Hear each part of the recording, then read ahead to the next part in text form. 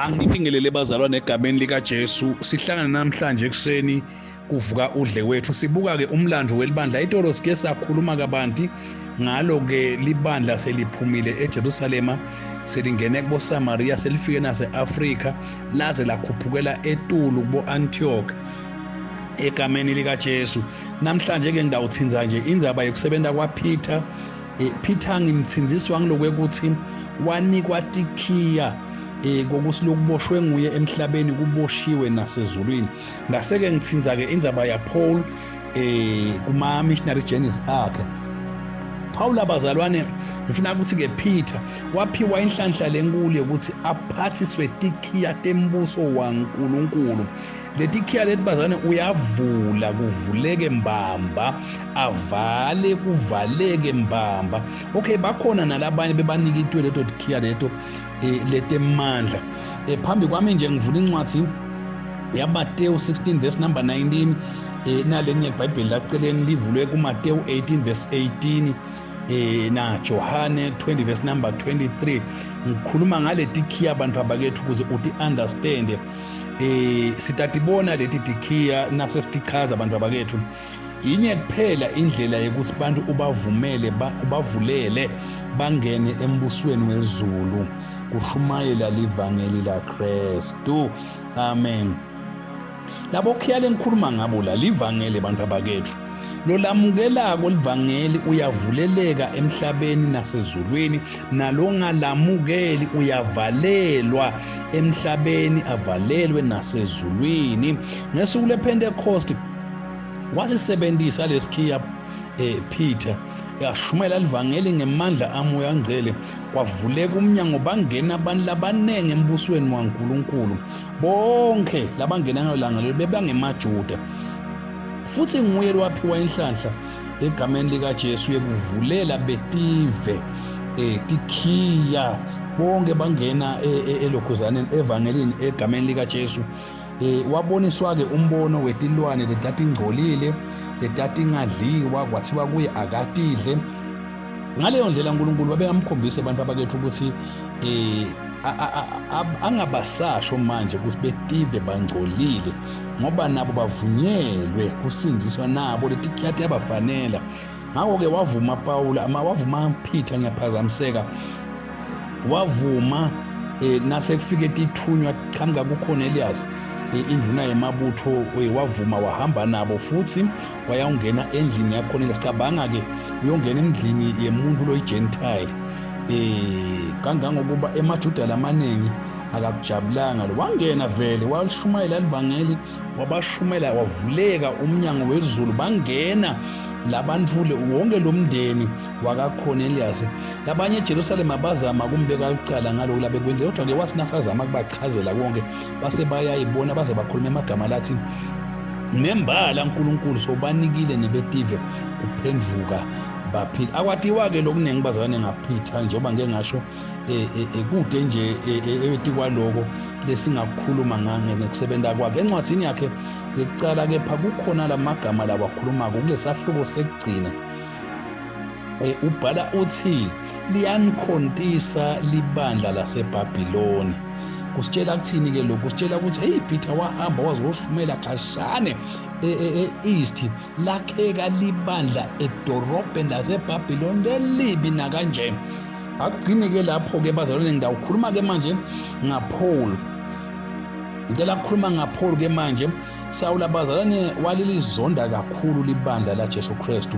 Wayengade ukuthi uNkulunkulu bekamkhethe nje vele angakadalwa ukuthi abe ngumshumayela phansi etikhiya taleli vangeli lalizonda kangaka. Akuthola Galatia 1 verse number 15. Yena wayesebenza matima, ahlupha onke emabandla, ahlupha emakholwa athi usebenzela uNkulunkulu sebali iJudaism. Kodwa Jesu ngemsa wakhe lo mkhulu wambida endleleni ayi eDamaseko egameni lika Jesu ayobopha emaKristu kuleyo ndzawo leyo. Akambidanga ukuthi asindiswe kuphela, kodwa phezulu wambidana ayoshumela livi lakhe egameni lika Jesu. Paul wavuma khona lapho. Yonke impilo yakhe akazange akhohlwe lo ukuthi yena usithunywa kaJesu Kristu, futhi wasebenza ngekukhuthala lokukhulu, alichuba livangeli aliyisa kulabo labangase baliva egameni likaJesu Kristu. Kwakusifiso sakhe lesiphelele ukuthi alishumayele yonke indzawo la abantu bangakase balithola beva ngaJesu khona.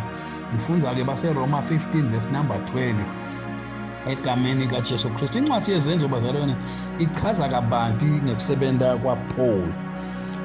Yazabula emave awela tilwandle amisa emabandla emaveni lamaningi.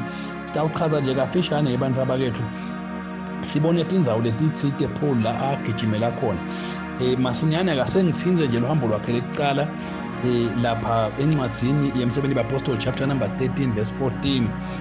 Kulolu hambo-ke Paul abazalwane abehambisana naBarnabas basuka e-Antioch bathunywa libandla lakhona baze bawela lulwandle bakhuphukela edorobheni noma ku-Ireland lekuthiwa yiCyprus lapho kwakutalwa khona Barnabas.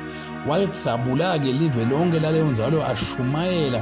Sengize ngikhumbula lesinye sangoma esadama kumelana naye siphikisana naye kepha sashaywa ngebumpumputhe leso sangoma leso. Kangangoba umbuso wakuleyo ndzawo leyo asakubona lowo babelo wavele waphenduka-ke abona lona sashaywe ngebumpumputhe.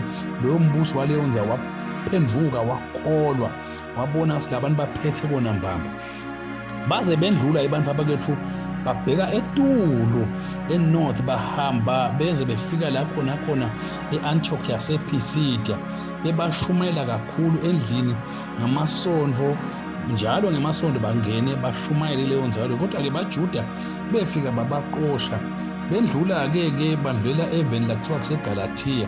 Lapho-ke bangena enzaweni ekuthiwa kuse-Iconium la kwafika khona kwaphenduka abantu labanengi kuleyo ndzawo leyo. Kodwa-ke maJuda aphenze aqhubeka nkosi yami asusa lo mkhulu umsindo.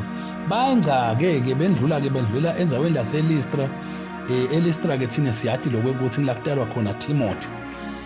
Baphilisa umuntu obekasishosha kuleyo ndzawo. Ngiyakhumbula abantu labanengi bamangala kakhulu vele bashaya sengathi bahanjelwe sithixo sabo bafikelwe boZias naHermes. Ngiyabakhumbula kuleso sikhathi leso bantu bakethu baze bahlabata ingoma babendela umhlabelo. Kodwa-ke bapostoli lababili babekhutha babatshela ukuthi yeni livangeli esishumayelako liphambene nenkonzo yetithixo lentendako nini lento khondako egameni likaJesu. Bayike-ke sebajabhile-ke bantu. Kodwa-ke nakhona emaJuda abalandzela avusa inzondo lenkulu. Bantu bajijela Paul ngematshe bamgangatha bacabanga sofile bamhudulela ngaphandle kwelidolobha bamshiya lapho batshela ukuthi sofile. Kodwa emakholwa aboya amgageletela amthandazela wavuka Paul. Kwasa kusasa bendlula bachubekela enzaweni ekuthiwa kuseDebe. Kwakheka-ke nelibandla kuleyo ndzawo leyo baphindze-ke babuyela ekhaya e-Antioch bayolibikela libandla la ethenini uNkulunkulu wendeni ngabo basahamba. Sitawuqhubeka-ke nakusasa abazalwane egameni likaJesu sibuke i-second missionary journey. Mhlambe singayibuka ne-third missionary journey nakuvuma. In Jesus name kusisekanga ngababethu.